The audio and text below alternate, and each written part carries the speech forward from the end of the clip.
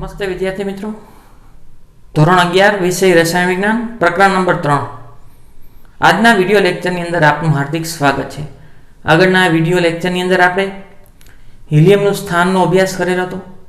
हीलियमनी electron रचना 1s2 छे, तेथी s विभाग अने बीजा समूहनुं होवुं जोईए, पण एनुं स्थान क्यां आपेलुं छे? p विभाग अने 18मा समूहमां, कारण के तेना गुणधर्मो 18मा समूह उमदा वायुने वळता आवे छे। बीजू अपवाद तरीके हाइड्रोजन है। हाइड्रोजन की इलेक्ट्रॉन रचना 1s1 है। तेनी बाह्यतम कक्षानी अंदर एक इलेक्ट्रॉन है, तेनुं स्थान पहला समूह में होवुं जोईए, पण 17मा समूहना तत्व जेवा गुणधर्म धरावे के 17मो समूह एक इलेक्ट्रॉन मेळवे तो निष्क्रिय वायु जेवी रचना प्राप्त करे।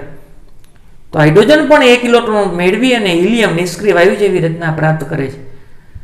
तो 17मा जेवी रचना धरावे छे, तो न 17मा में मूकी शकाय, न पहला समूह में मूकी शकाय। एने विशिष्ट किस्सो गणी आवर्त कोष्टकनी उपर अलगथी मूकवामां आवेलो छे। एस विभागना तत्वो समूह 1 ने समूह 2। एस विभागना तत्वो कोने कहेवाय? दाखल थतो छेल्लो इलेक्ट्रॉन एस कक्षकनी अंदर जतो होय तो एने शुं कहेवाय? एस विभागना तत्वो। आगळ समूह 1 ने आल्कली तत्वो अने समूह 2 ने आल्कलाइन अर्थ धातु तत्वों तरीके ओळखवामां आवे छे। तेनी अंदर बधी ज धातुओ खूब ज प्रतिक्रियात्मक छे। आयनिक एंथाल्पीना मूल्य खूब ओछा छे। बधा धातु तत्वों छे। ऊंची प्रतिक्रियात्मकताने कारणे कुदरतमां मुक्त स्वरूपे जोवा मळता नथी। एमां बेरिलियम अने मेग्नेशियम छे, सॉरी लिथियम अने बेरिलियम ते सहसंयोजक संयोजनो बनावे अने अन्य तत्वों छे ए धात्वीय संयोजनो सॉरी आयनीय संयोजन बनावे। आज आपणे पी विभागनो अभ्यास करवानो छे। पी विभागना तत्वो तो सौ प्रथम व्याख्या आपी। जे तत्वमां छेल्लो इलेक्ट्रॉन पी कक्षकमां भरातो होय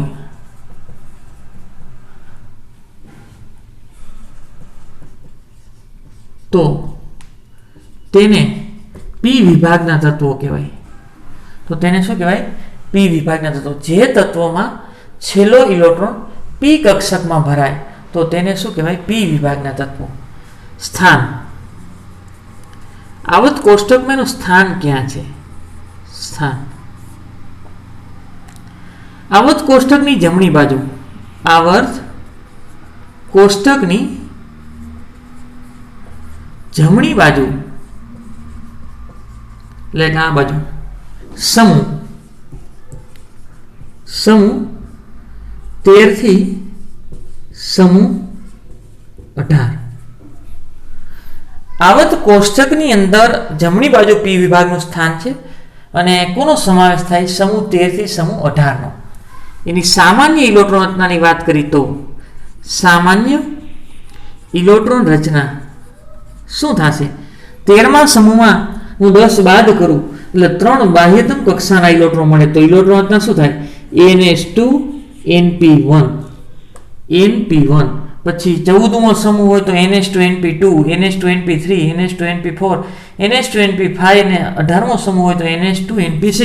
तो અહીંથી NS2 NP6 સુધી આ એની ઇલેક્ટ્રોન રચના થઈ। આગળ આવત કોષ્ટકની અંદર વિભાગ S વિભાગ અને पी विभागना तत्वों ने प्रतिनिधि तत्वों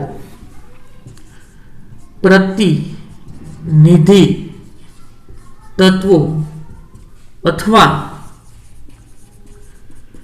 मुख्य समूहना तत्वों कहेवाय।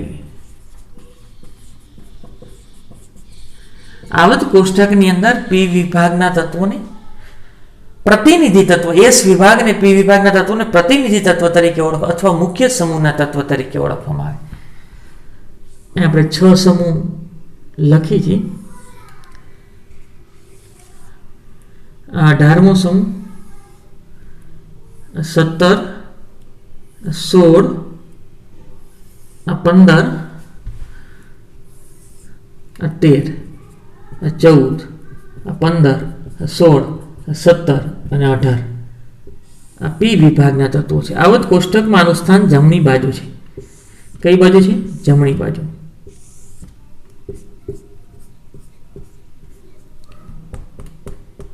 અને 7મો આવર્ત.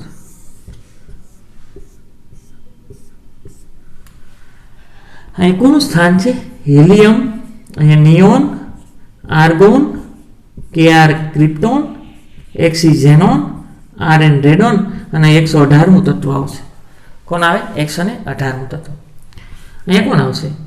17મા સમૂહનું પ્રથમ તત્વ fluorine, chlorine, bromine, iodine, astatine, oxygen, sulphur, selenium, tellurium, polonium.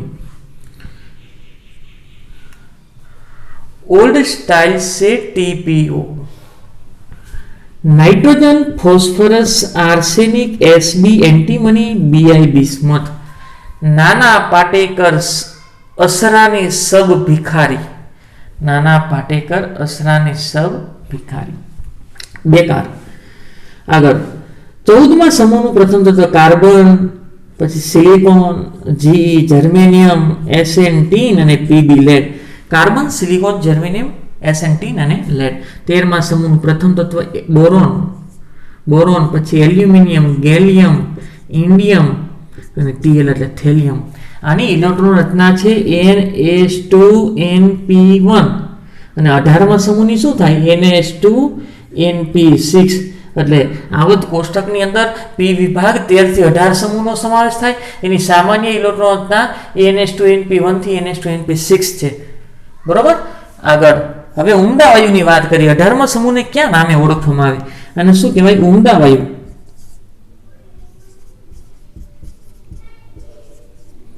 અને શું કહેવાય? 17મો હેલોજન અને ચાલ્કોજન.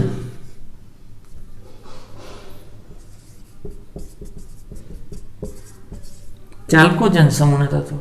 આ પ્રથમ તત્વ નાઇટ્રોજન હોવાને કારણે નાઇટ્રોજન સમૂહ, કાર્બન સમૂહ અને બોરોન સમૂહના તત્વ તરીકે ઓળખવામાં. હવે 18મા સમૂહની વાત કરી. સમૂહ 18ના તત્વોની ઇલેક્ટ્રોન રચના NS2np6 છે. એક સિવાય, He સિવાય, કારણ કે એની આવી છે 1s2. કેવી છે? 1s2. સમૂહ 18માં ઇલેક્ટ્રોન રચના NS2np6 એટલે કે સંયોજકતા કોષની બધી કક્ષક ભરાયેલી છે. સંયોજકતા કોષની બધી કક્ષક ઇલેક્ટ્રોનથી સંપૂર્ણ ભરાયેલ છે. આ બધી જ કક્ષક S અને P, S માં 2 સમય, P માં 6 સમય, ટોટલ 8 ઇલેક્ટ્રોન બધામાં ભરાયેલા છે, સિવાય કે હિલિયમ, કારણ કે હિલિયમની અંદર 2 હોય. સંયોજકતા કોષની બધી કક્ષક ઇલેક્ટ્રોનથી સંપૂર્ણ ભરાયેલી છે. તેથી તેની સ્થિરતા વધુ છે, સ્થિરતા વધારે છે. તેથી તેમાંથી સરળતાથી ઇલેક્ટ્રોન દૂર થઈ શકતા નથી, ઇલેક્ટ્રોન દૂર કરી શકાતા નથી. આથી ઓછી પ્રતિક્રિયાત્મક છે. આથી સમૂહ 18 ના તત્વો ઓછા પ્રતિક્રિયાત્મક છે.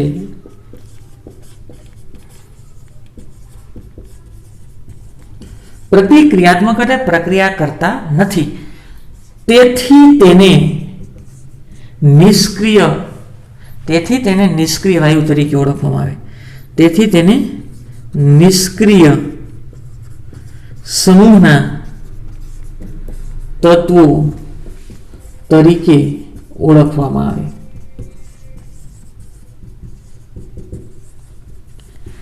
અઢારમા સમૂહને ઉમદા વાયુ તરીકે તો ઓળખવામાં આવે જ છે, પણ નિષ્ક્રિય સમૂહના તત્વો શું કામ ઓળખવામાં આવે? કારણ કે એની બાહ્યતમ કક્ષાની ઇલેક્ટ્રોનના સંપૂર્ણ ઇલેક્ટ્રોનથી બધી કક્ષક સંપૂર્ણ ભરાયેલી છે. તેથી વધારાની સ્થિરતા દાખલ થાય, સ્થિરતા વધારે છે, તેથી સરળતાથી એમાંથી ઇલેક્ટ્રોન દૂર કરી શકાતા નથી. ઇલેક્ટ્રોન દૂર નથી થતા એટલે એની પ્રતિક્રિયાત્મકતા ખૂબ, કે પેલો સમૂહ હતો એ સરળતાથી ઇલેક્ટ્રોન દૂર કરી કોઈની સાથે પ્રક્રિયા કરી નાખતો હતો. આનો સ્થિરતા છે, પૂર્ણ ભરાયેલી છે, એટલે દૂર નથી કરી શકાતા, એટલે કોઈની સાથે પ્રક્રિયા નથી કરતો, ઓછી પ્રતિક્રિયાત્મકતા છે. અને પ્રતિક્રિયાત્મકતા ઓછી હોવાને કારણે એને શું કહેવાય, નિષ્ક્રિય સમૂહના તત્વો તરીકે ઓળખવામાં આવે. આગળ આવર્ત કોષ્ટકમાં ડાબી બાજુથી જમણી બાજુ જતા આવર્તમાં ડાબી બાજુથી જમણી બાજુ અધાત્વીય ગુણધર્મ વધે.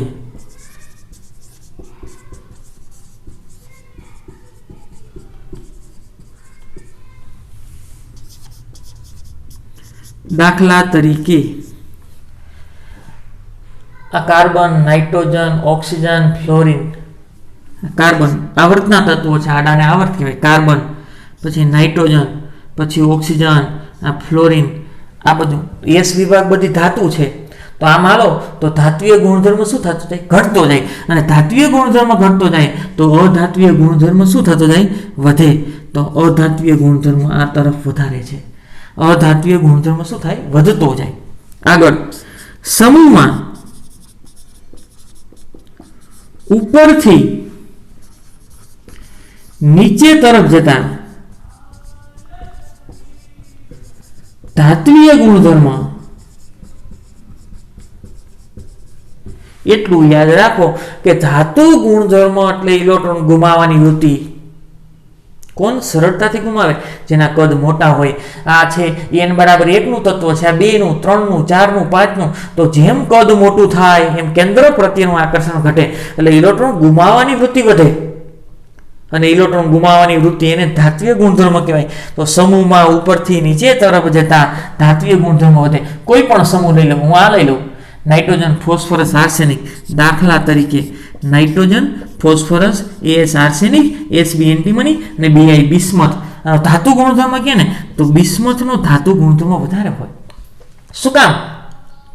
જો આ n બરાબર 2 નું તત્વ છે, આ n બરાબર 3 નું છે. તો 2 કરતા 3 વાર આના કદ મોટા હોય, 4, 5, 6 આના કરતા આનું કદ મોટું હોય. એનો છેલ્લો ઇલેક્ટ્રોન છઠ્ઠા આવર્તની અંદર હોય, એટલે છઠ્ઠી કક્ષાની અંદર હોય. તો કેન્દ્ર પ્રત્યેનું આકર્ષણ ઓછું હોય, તો સહેલાઈથી ઇલેક્ટ્રોન ગુમાવી દે. અને સહેલાઈથી ઇલેક્ટ્રોન ગુમાવે તો એ ધાત્વીય ગુણધર્મ વધારે થાય. એટલું યાદ રાખો કે ઇલેક્ટ્રોન ગુમાવવાની વૃત્તિ વધારે, એનો ધાત્વીય ગુણધર્મ વધારે. અને ઉલટું ઇલેક્ટ્રોન મેળવવાની વૃત્તિ વધારે, એનો અધાત્વીય ગુણધર્મ વધારે. તો તમને ઓક્સિજન હોય ને ફ્લોરિન હોય તો આને 2 ની જરૂર છે, આને 1 ની જરૂર છે નિષ્ક્રિય વાયુ જેવી રચના પ્રાપ્ત કરવા માટે. તો આ એક સરળતાથી મેળવી લે, પણ આને 2 મેળવવા આના કરતા થોડીક મુશ્કેલી હોય. તો આના સરખામણીમાં આ સરળતાથી મેળવી લે.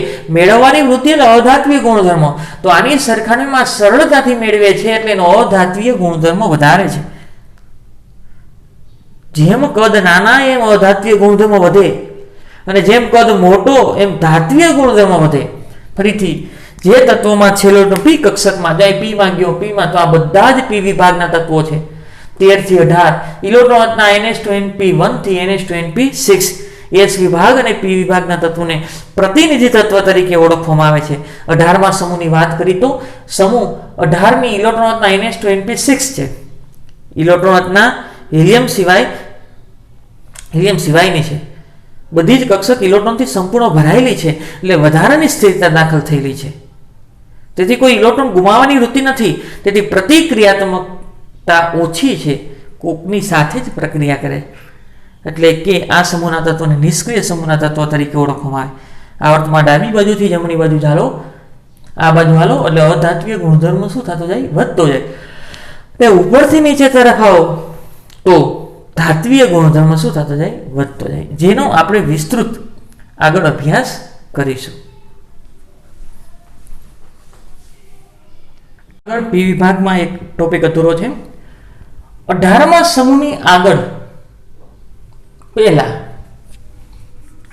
સમૂહ અથવા ઉમદા વાયુ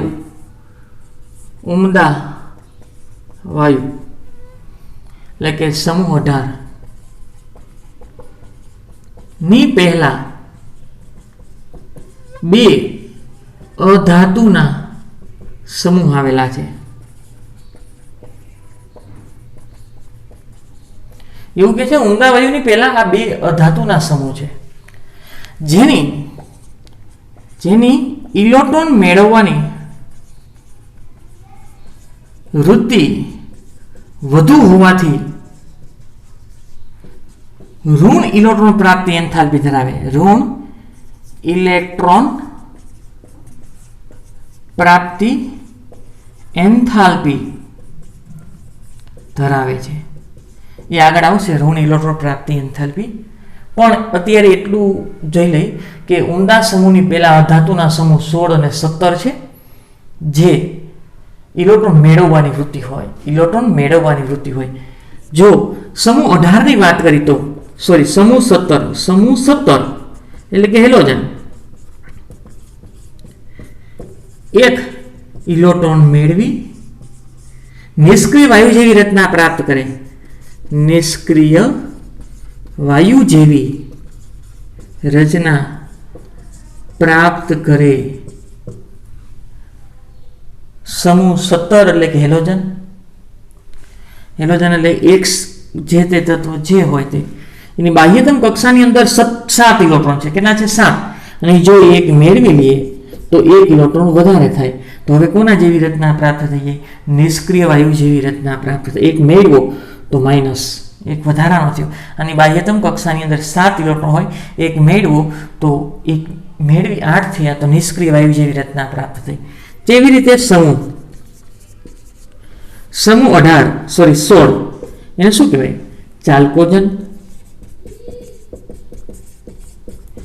2 ઇલેક્ટ્રોન મેળવી નિષ્ક્રિય વાયુ જેવી રચના પ્રાપ્ત કરે અથવા ઊંડા વાયુ જેવી રચના પ્રાપ્ત કરે.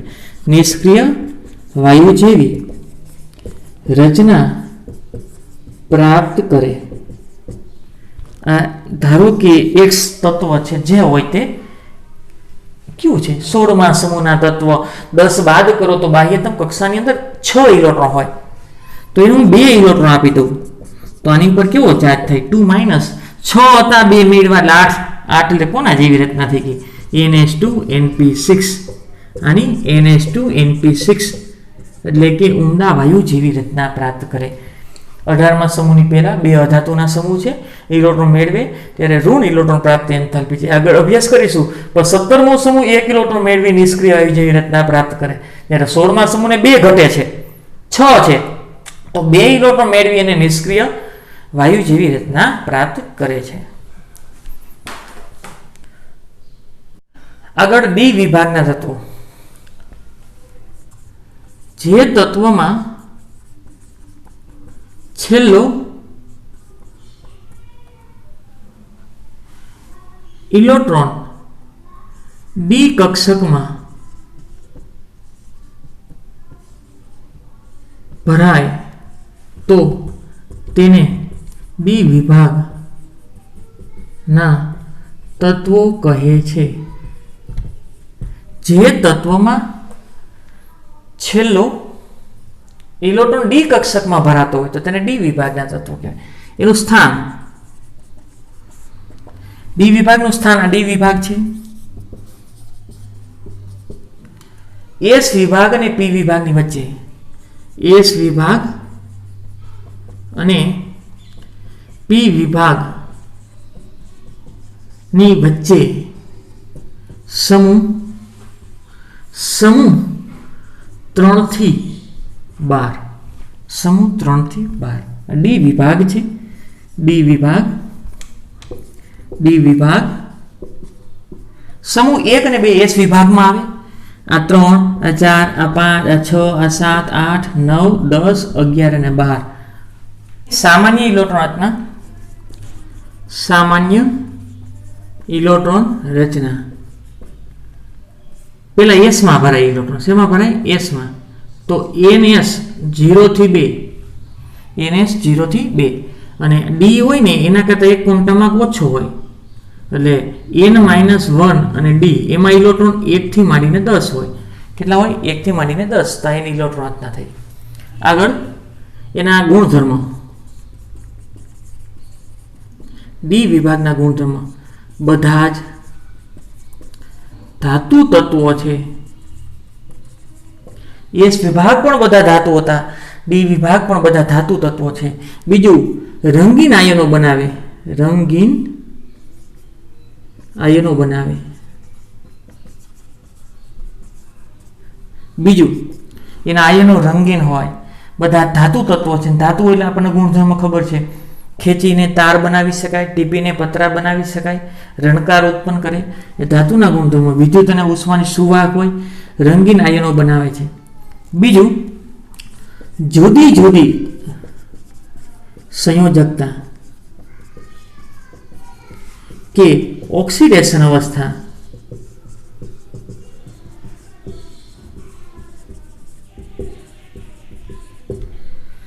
જુદી જુદી સંયોજકતા એટલે કેટલા બંધ બને તે, અને ઓક્સિડેશન અવસ્થા એટલે કેટલા ઇલેક્ટ્રોન ગુમાવે છે તે. બે જુદું છે. સંયોજકતા એટલે કેટલા બંધ બનાવે છે, અને ઓક્સિડેશન અવસ્થા એટલે કેટલા ઇલેક્ટ્રોન ગુમાવે છે. અને માથે જે વીજભાર થાય, વીજભારને શું કહેવાય? ઓક્સિડેશન આંચ. ધારો કે કોઈ તત્વ છે એ 2 ઇલેક્ટ્રોન ગુમાવી દે તો માથે કેટલો વીજભાર થાય? 2+. એ વીજભારને જ શું કહેવાય? ઓક્સિડેશન આંચ. તો જુદી જુદી વિવિધ ઓક્સિડેશન અવસ્થા ધરાવે છે. બીજું અયુગ્મિત ઇલેક્ટ્રોનને કારણે, અયુગ્મિત ઇલેક્ટ્રોનને કારણે એ અનુચુંબકીય ગુણધર્મ ધરાવે છે. આ અનુચુંબકીય ચુંબકીય ક્ષેત્રમાં મૂકવામાં આવે ત્યારે આકર્ષણ અપાકર્ષણની ઘટના છે. એટલું યાદ રાખો. અયુગ્મિત ઇલેક્ટ્રોન હોય તો અનુચુંબકીય. આમાં બધામાં અયુગ્મિત ઇલેક્ટ્રોન છે જ. આ ડી વિભાગના ધાતુ સમૂહ 3 થી 12. આ n બરાબર 4 છે અને n બરાબર 5. n બરાબર 4 હોય તો 3D હોય, n બરાબર 5 હોય તો 4D હોય. કારણ કે s કરતા d નો એક ક્વોન્ટમ ઓછો હોય. 4 હોય તો d 3D હોય, 5 હોય તો અહીંયા 1 ઓછો એટલે 4D આવશે. સ્કેનેડિયમ પરમાણુ ક્રમાંક 21, પછી 22 ટિટેનિયમ, 23 વેનેડિયમ, ક્રોમિયમ, પછી મેંગેનીઝ Mn, પછી Fe આયન, પછી કોબાલ્ટ, પછી નિકલ, આ 27, 28 કોપર અને આ ઝીંક. બરોબર. અહીંયા આવશે Y અને અહીંયા આવશે પરમાણુ ક્રમાંક ધરાવતું તત્વ CD. એ પરમાણુ ક્રમાંક અહીંયા હશે 48 અને અહીંયા છે 39. ઇલેક્ટ્રોન હોવાને કારણે અનુચુંબકીય ગુણધર્મ ધરાવે. એ કેટલીક ધાતુ ઉદ્દીપક તરીકે વર્તે. ઉદ્દીપક તરીકે વર્તે. કેટલીક ધાતુ ઉદ્દીપક તરીકે વર્તે. દાખલા તરીકે હવે આમાં જોવો છો તમે, એ ક્રોમિયમ ઉદ્દીપક તરીકે વર્તે, પછી Fe ઉદ્દીપક તરીકે વર્તે, પછી ઝીંક નિકલ ઉદ્દીપક તરીકે વર્તે. આ બધી ધાતુ. પ્લેટિનમ છે ઉદ્દીપક તરીકે વર્તે. ડી વિભાગની જ છે. ક્રોમિયમ, Fe, નિકલ, પ્લેટિનમ આ ઉદ્દીપક તરીકે પણ વર્તે. આગળ હવે જો આ 3D નું છેલ્લું તત્વ છે ને એ ઝીંક છે, આ Zn ઝીંક. પછી 4D નું છેલ્લું તત્વ છે ને CD છે, કેડમિયમ. અને 5D નું છેલ્લું તત્વ છે ને Hg છે, મર્ક્યુરી. ઝીંક, CD અને Hg. બરોબર. એ છેલ્લા તત્વ છે. એ સંક્રાંતિ શ્રેણીના તત્વો, સંક્રાંતિ શ્રેણીના તત્વો ની સામાન્ય ઇલેક્ટ્રોન રચના. ધ્યાન રાખો, છેલ્લું તત્વ હોય તો કેટલા ઇલેક્ટ્રોન હોય? 10 કેટલા હોય? 10 n - 1d. અહીંયા 10 હોય અને અહીંયા 2 હોય, ns2. આ પ્રકારની ઇલેક્ટ્રોન રચના છે. આ પ્રકારની ઇલેક્ટ્રોન રચના છે. એટલે કે પૂર્ણ ભરાયેલ ઇલેક્ટ્રોન રચનાને કારણે એ સંક્રાંતિ તત્વના કેટલાક ગુણધર્મો દર્શાવતા નથી. સંક્રાંતિ ધાતુના કેટલાક ગુણધર્મો દર્શાવતા નથી. એટલે કે સંક્રાંતિ ધાતુ તત્વો નથી. તો સંક્રાંતિ ધાતુ તત્વો ડી વિભાગના તત્વો કોને કહેવાય? દાખલ થતો છેલ્લો ઇલેક્ટ્રોન ડી કક્ષકમાં જતો હોય તો આ ત્રણેયની અંદર આ ઝીંક હોય, કેડમિયમ હોય કે એના પછીનું મર્ક્યુરી હોય. ધ્યાન રાખજો ખાસ, એ બધાયમાં દાખલ થતો છે ઇલેક્ટ્રોન ડી કક્ષકમાં જાય, પણ એના ડી વિભાગ જેવા ઇલેક્ટ્રોન નથી, સોરી ગુણધર્મ નથી, એટલે એને સંક્રાંતિ ધાતુ તત્વો ગણવામાં આવતા નથી.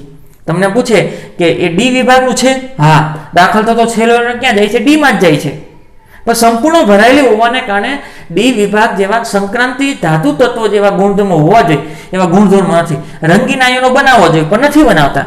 અયુગ્મિત ઇલેક્ટ્રોન હોવા જોઈએ પણ નથી. અયુગ્મિત ઇલેક્ટ્રોન નથી કારણ કે બધા પૂરા છે. દાખલા તરીકે આમાં 2 છે, જો 2 ઇલેક્ટ્રોન છે, આમાં 10, બધા જ યુગ્મિત છે. તો અયુગ્મિત નથી, નથી રંગીન આયનો બનાવતા, નથી અનુચુંબકીય, વિવિધ ઓક્સિડેશન અવસ્થા નથી. તો આ બધા ડી વિભાગના ગુણધર્મ છે, પણ આ ત્રણેયમાં એવા ગુણધર્મ નથી, એટલે સંક્રાંતિ ધાતુ તત્વો તરીકે ઓળખાતા નથી. આગળ હવે એને સંક્રાંતિ તત્વો શું કામ કહેવાય? વધુ પ્રતિક્રિયાત્મક એસ વિભાગ, વધુ પ્રતિક્રિયાત્મક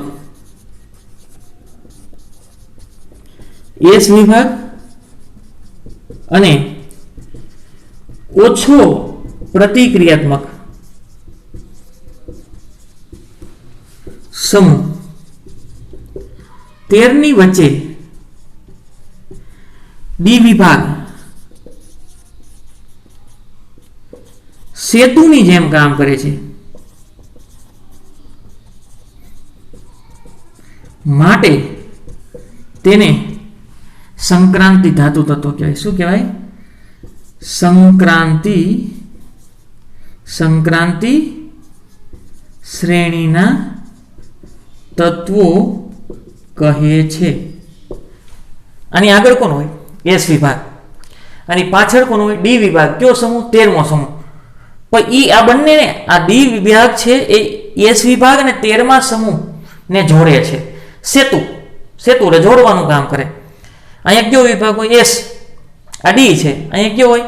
પી વિભાગ, 13મો સમૂહ. તો 13મો સમૂહ ને એસ વિભાગ ખૂબ જ પ્રતિક્રિયાત્મક છે અને 13મો સમૂહ ઓછો પ્રતિક્રિયાત્મક, પણ ડી વિભાગ ઓછા પ્રતિક્રિયાત્મક અને વધુ પ્રતિક્રિયાત્મક તેને જોડવાનું કામ કરે છે. એટલે આના ગુણધર્મો બંનેમાંથી ભેગા મળે, એટલે બંનેના ગુણધર્મોમાંથી સંક્રાંતિ પામે, માટે એને સંક્રાંતિ શ્રેણીના તત્વો કહેવાય. શું કહેવાય? સંક્રાંતિ શ્રેણીના તત્વો. એમાં પ્રથમ સંક્રાંતિ શ્રેણી. પ્રથમ સંક્રાંતિ શ્રેણી કોને કહેવાય? 3D. ક્યાંથી ક્યાં સુધી આવે? પરમાણિક ક્રમાંક SC થી પરમાણિક ક્રમાંક 30, અહીંયા કેટલા આવશે? 21. આગળ દ્વિતીય સંક્રાંતિ શ્રેણી. દ્વિતીય સંક્રાંતિ શ્રેણી કોને કહેવાય? 4D ને દ્વિતીય સંક્રાંતિ શ્રેણીના તત્વો કહેવાય. Y39 થી ક્યાં સુધી આવે? CD 48 સુધીના તત્વોને દ્વિતીય સંક્રાંતિ શ્રેણીના તત્વો કહેવાય. તૃતીય સંક્રાંતિ શ્રેણી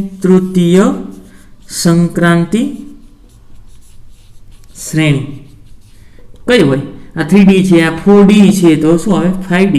એમાં પણ 10 તત્વો હોય. અને ચતુર્થ સંક્રાંતિ શ્રેણી એને શું આવે? 6D. ફરીથી જે તત્વોમાં છેલ્લો ઇલેક્ટ્રોન ડી કક્ષકમાં ભરાય તેને ડી વિભાગના તત્વો કહેવાય. ડી વિભાગનું સ્થાન એસ વિભાગ અને પી વિભાગની વચ્ચે સમૂહ 3 થી 12. સામાન્ય ઇલેક્ટ્રોન હતા n-1d 1 થી 10 ઇલેક્ટ્રોન અને ns 0 થી 2. બધા ધાતુ તત્વો છે, રંગીન આયનો છે, જુદી જુદી સંયોજકતા અને ઓક્સિડેશન અવસ્થા ધરાવે. અયુગ્મિત ઇલેક્ટ્રોનને કારણે અનુચુંબકીય ગુણધર્મ ધરાવે. કેટલાક ધાતુ ઉદ્દીપક તરીકે ક્રોમિયમ છે, Fe છે, કોબાલ્ટ છે, નિકલ છે, પ્લેટિનમ છે, એ ઉદ્દીપક તરીકે વર્તે. અને છેલ્લા તત્વો છે ને Zn, Cd અને Hg. બરોબર? એની ઇલેક્ટ્રોન રચના આવી છે કે 10 એ 10 ભરાય, 2 ભરાય. તો એ પૂર્ણ ભરાયેલી ઇલેક્ટ્રોન રચનાને કારણે સંક્રાંતિ ધાતુના કેટલાક ગુણધર્મો દર્શાવતા નથી.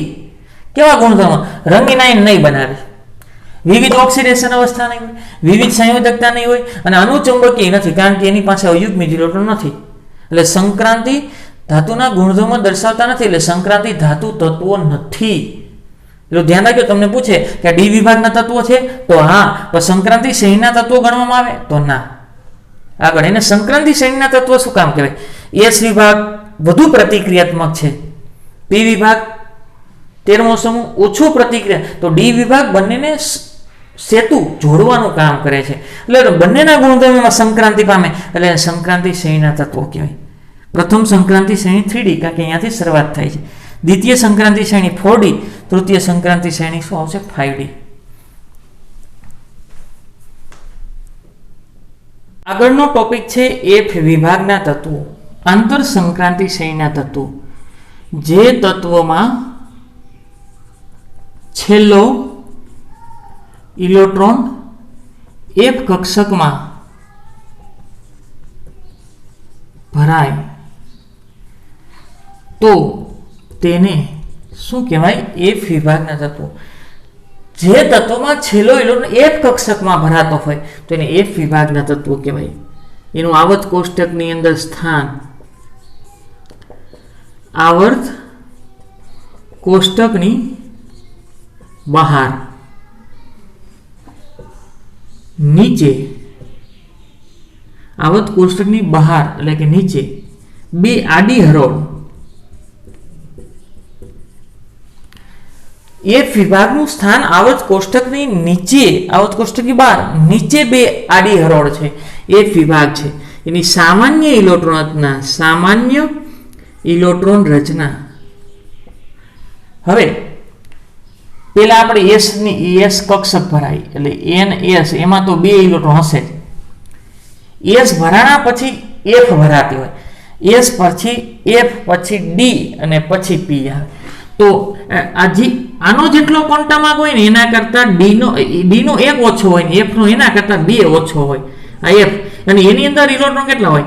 1 થી 14, કારણ કે એફ ને પેટા કક્ષક 7 છે, એકમાં 2 સમાઈ શકે તો ટોટલ 14. તો 1 2 3 4 એવી રીતે 14 ઇલેક્ટ્રોન, અમુકમાં 1 હશે ને અમુકમાં 2 3 4 એમ કરીને 14 તત્વો હશે. આગળ એફ ભરાણા પછી ડી કઈ હોય? આના કરતા એક ઓછો ક્વોન્ટમમાં ડી, પણ એની અંદર કેપેસિટી 1 થી માંડીને 14 ની છે, પણ આ બધા જ ની ઇલેક્ટ્રોન રચના આપવા છે. એટલે અમુકમાં નથી અને અમુકમાં 1 છે, એટલે એની ઇલેક્ટ્રોન રચના આ પ્રકારની છે. અમુકમાં ઇલેક્ટ્રોન નથી અને અમુકમાં ઇલેક્ટ્રોનની સંખ્યા કેટલી છે? 1. એટલે આ રીતે ઇલેક્ટ્રોન રચના લખવાની છે. n-2 f 1 થી 14, n-1 d 0 અમુકમાં નથી અને અમુકમાં 1 છે, અને n-2 એની ઇલેક્ટ્રોન રચના થઈ. આગળ શરૂઆત ક્યાંથી થાય? આવર્ત નંબર n બરાબર 6, n બરાબર 6 એટલે છઠ્ઠો આવર્ત. અને શ્રેણી કઈ હોય? 4f શ્રેણી. એને શું કહેવાય? 4f થી શરૂઆત થાય છે, 3D થી D ની શરૂઆત થતી એટલે પ્રથમ સંક્રાંતિ શ્રેણીના તત્વો કહેતા હતા. અને આ 4f શ્રેણી હોય. ચેક કરો, અહીં 6 મૂકો તો અહીં શું હોય? 6 - 2 એટલે 4f. 4f શ્રેણીને પ્રથમ આંતર સંક્રાંતિ શ્રેણી કહેવાય.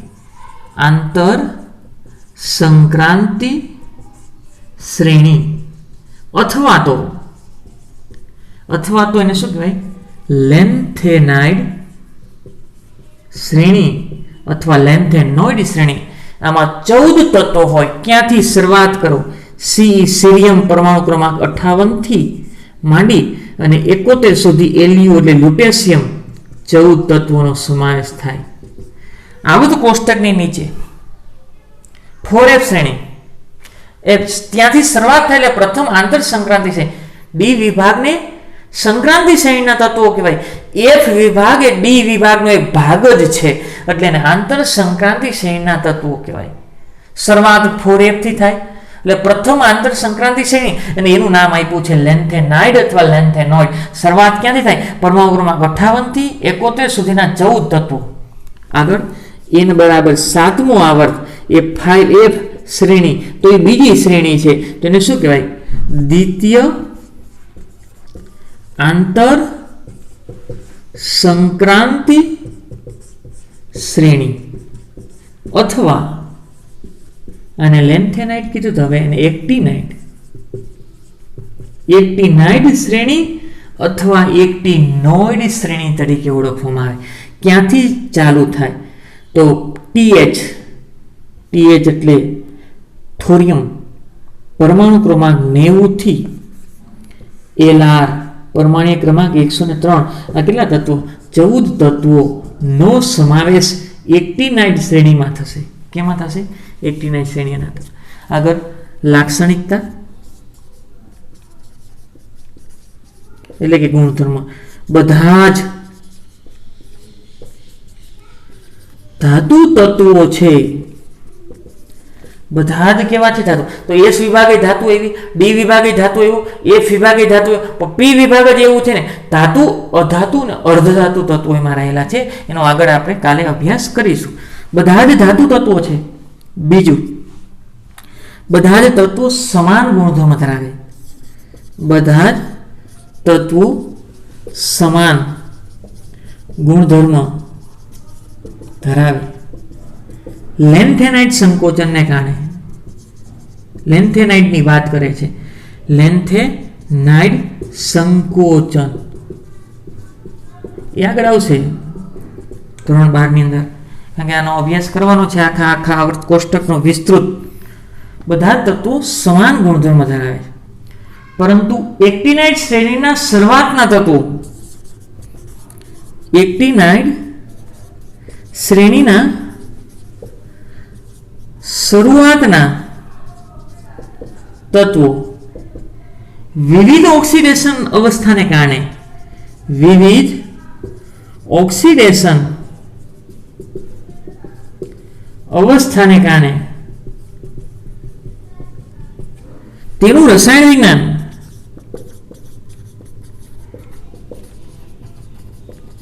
લેન્થેનાઇડ કરતા, લેન્થેનાઇડમાં સમાન ગુણધર્મ છે, પણ અહીંયા શરૂઆતના તત્વો છે ને એમાં વિવિધ ઓક્સિડેશન અવસ્થા. વિવિધ ઓક્સિડેશન અવસ્થા એટલે એક કરતા વધારે ઇલેક્ટ્રોન ગુમાવવાની વૃત્તિ શરૂઆતના તત્વોમાં. એટલે આના કરતા ગુણધર્મો જુદા છે. આથી તેનું રસાયણ વિજ્ઞાન લેન્થેનાઇડ શ્રેણી કરતા જટિલ છે. એટલે કે ગૂંચળામય ઘણું, બધા ગુણધર્મો જુદા પડે છે. આમાં તો શું થાય, એની ફિક્સ જ ઓક્સિડેશન અવસ્થા છે +3, એટલે બધાના ગુણધર્મ સમાન. પણ આમાં શું થાય છે, શરૂઆતના તત્વોમાં વિવિધ ઓક્સિડેશન અવસ્થા, એટલે વધારે ઇલેક્ટ્રોન ગુમાવે છે, પાછળ જતા ગુમાવવાની વૃત્તિ ઘટી જાય છે. એટલે રાસાયણિક ગુણધર્મમાં જો ઇલેક્ટ્રોનના ફેરફાર થતો હોય તો રાસાયણિક ગુણધર્મોમાં ફેરફાર થાય. તો આની સરખામણીમાં, લેન્થેનાઇડની સરખામણીમાં એક્ટિનાઇડ રસાયણ વિજ્ઞાન જટિલ છે, એટલે કે જુદું જોવા મળે છે. આગળ, એક્ટિનાઇડના બધા જ રેડિયો સક્રિય તત્વ છે. એક્ટિનાઇડ શ્રેણીના બધા તત્વો રેડિયો સક્રિય છે. રેડિયો સક્રિય એટલે એમનેમ પડ્યું હોય ત્યારે આપ મેળે પોતાના કેન્દ્રમાંથી હલકા અથવા ભારે કણોનું શું કરતા હોય, ઉત્સર્જન. રેડિયમ છે રેડિયો સક્રિય કહેવાય, ફ્રાન્સિયમ છે રેડિયો સક્રિય છે, યુરેનિયમ રેડિયો સક્રિય છે. તો આ એક્ટિનાઇડના બધા જ તત્વો રેડિયો સક્રિય છે. એક્ટિનાઇડ શ્રેણીના બધા જ તત્વો રેડિયો સક્રિય છે. તેને મેળવવું હોય તો કેન્દ્રીય પ્રક્રિયા દ્વારા, કેન્દ્રીય પ્રક્રિયા દ્વારા તેને નેનોગ્રામ અથવા તેનાથી ઓછા પ્રમાણમાં મેળવી શકાય. કેન્દ્રીય પ્રક્રિયા, દાખલા તરીકે કોઈ તત્વ છે, યુરેનિયમ છે, એ રેડિયો સક્રિય છે, એનો પરમાણુ ક્રમાંક 92 છે. જો એ આલ્ફા કણ ગુમાવે, આલ્ફા કણ એટલે હિલિયમ કેન્દ્ર 2 અને 4, તો આમાંથી 2 એકમ પરમાણ્વીય પ્રોટોન ઘટી ગયો, એને કેન્દ્રમાંથી આલ્ફા કણ ગુમાવ્યો, તો 90 પરમાણુ ક્રમાંક ધરાવતું તત્વ કોણ થાય? થોરિયમ બની ગયું. જો આ થોરિયમ એ રેડિયો સક્રિય તત્વ છે, યુરેનિયમ એ રેડિયો. તો આ રીતે બની શકે. આ રેડિયો સક્રિય તત્વ છે, એ પોતાના કેન્દ્રમાંથી શું ગુમાવી દીધું? આલ્ફા કણ. તો જો કેન્દ્રીય પ્રક્રિયા કેન્દ્રમાં થાય, અને કેન્દ્રમાં થાય ને એટલે પરમાણુ ક્રમાંક ઘટે ને દળ ઘટે. આનું પરમાણુ ક્રમાંક અને પરમાણુ દળ ઘટશે, કારણ કે પ્રોટોનની સંખ્યા 2 એકમ ઘટી ગઈ, તો પ્રોટોનની સંખ્યા 90 થઈ, તો થોરિયમ બની ગયો. તો આ રીતે બનાવો તો બનાવી શકાય. કેન્દ્રીય પ્રક્રિયા દ્વારા નેનોગ્રામ ઓછા પ્રમાણમાં મળે છે. નેનોગ્રામ કે તેથી ઓછા પ્રમાણમાં મળે છે. એટલે એક્ટિનાઇડ શ્રેણીનું રસાયણ વિજ્ઞાનનો પૂરતો અભ્યાસ શક્ય બન્યો નથી. એક્ટિનાઇડ શ્રેણીનો એક્ટિનાઇટ શ્રેણીના પૂરતો અભ્યાસ શક્ય બન્યો નથી. શું કામ? કેન્દ્રીય પ્રક્રિયા દ્વારા બને છે એટલે માનવ સર્જિત છે અને એ બને છે એ કેવા પ્રમાણમાં? અલ્પ પ્રમાણમાં મળે છે, નેનોગ્રામ વજનમાં મળે એટલે એના પૂરતો અભ્યાસ થઈ શક્યો નથી. આગળ યુરેનિયમ યુરેનિયમ યુરેનિયમ યુ પરમાણુ ક્રમાંક યુ પરમાણુ ક્રમાંક 92 પછીના તત્વોને અણુ યુરેનિયમ તત્વો કહે છે. યુરેનિયમ પરમાણુ ક્રમાંક 92 પછીના બધા તત્વોને અણુ યુરેનિયમ તત્વો તરીકે ઓળખવામાં આવે છે. ફરીથી જે તત્વોમાં દાખલ થતો છેલ્લો F કક્ષકમાં જતો હોય તેને F વિભાગના તત્વો કહેવાય. આવત કોષ્ટકમાં આડી બે નીચે તળી હરોળ છે એ F વિભાગના તત્વો છે. સામાન્ય ઇલેક્ટ્રોનના n-2 F 1 થી 14 n-1 D 0 અથવા 1 અને ns2 એમાં n છઠ્ઠા આવર્ત અને સાતમા આવર્તની અંદર હોય. એમાં 4f શ્રેણી પ્રથમ આંતર સંક્રાંતિ શ્રેણી લેન્થેનાઇટ પરમાણુ ક્રમાંક 58 થી 71 સીરિયમ થી લ્યુટેશિયમ 14 તત્વો. 5f શ્રેણી દ્વિતીય આંતર સંક્રાંતિ શ્રેણીના તત્વો અથવા એક્ટિનાઇટ શ્રેણી પરમાણુ ક્રમાંક 90 થી 103 થોરિયમ થી લોરેન્સિયમ અને કહેવાય લ્યુટેશિયમ અને કહેવાય લોરેન્સિયમ 14 તત્વો. લાક્ષણિકતા એટલે કે ગુણધર્મો બધા ધાતુ તત્વો છે. બધા તત્વોના સમાન ગુણધર્મો એટલે કે લેન્થેનાઇટની વાત કરે છે. લેન્થેનાઇટ સંકોચનને પછી એક્ટિનાઇટ જુદું પડે છે કારણ કે એક્ટિનાઇટ શ્રેણીના શરૂઆતના તત્વો વિવિધ ઓક્સિડેશન અવસ્થાને કારણે એનું રસાયણ વિજ્ઞાન લેન્થેનાઇટ કરતાં જટિલ છે એટલે કે જુદું પડે છે. એક્ટિનાઇટ શ્રેણીના બધા જ તત્વો રેડિયો સક્રિય છે, પોતાના કેન્દ્રમાંથી હલકા અથવા ભારે કણોનું ઉત્સર્જન કરે છે. તેથી એને મેળવવું હોય તો કેન્દ્રીય પ્રક્રિયા દ્વારા જ મેળવવામાં આવે પણ ઓછા પ્રમાણમાં મળે. નેનોગ્રામ કે તેનાથી ઓછા પ્રમાણમાં મળે. એના રસાયણ વિજ્ઞાનનો પૂરતો અભ્યાસ શક્ય બન્યો નથી કારણ કે ઓછા પ્રમાણમાં મળે છે. અને યુરેનિયમ પરમાણુ ક્રમાંક 90 પછીના બધા જ તત્વોને અણુ યુરેનિયમ તરીકે ઓળખવામાં આવે છે. આજે આપણે IS ડી વિભાગ, પી વિભાગ અને F વિભાગનો અભ્યાસ અત્યારે પૂર્ણ જાહેર કરીએ છીએ. આભાર.